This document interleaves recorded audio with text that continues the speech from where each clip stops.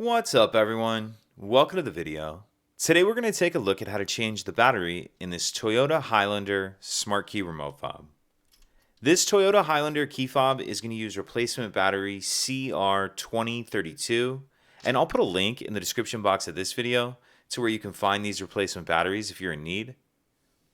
So the first thing we want to do to replace this battery is remove the emergency key that's in the bottom of the key fob. That's done by pressing this button on the side that my thumb's on, and the emergency key will slide out like that.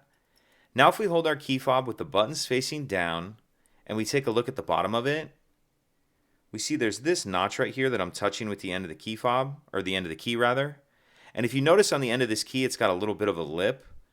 So what I'm going to do is take my key and push it in that slot like that. Make sure it's all the way pushed in, and then I'm going to twist the key like I'm opening a lock. And as I do that, you can see it splits the two halves of the case apart. Pull that half off there and we see our battery right here.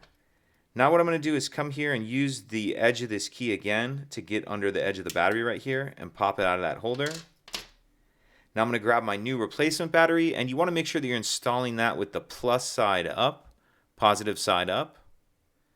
And I'll kind of tuck this edge in first like that and then snap it down into place. Then make sure your board is sitting down in there correctly. Sometimes it can shift out of place a bit. And then snap the two halves back together. Slide our emergency key back in. And that's it.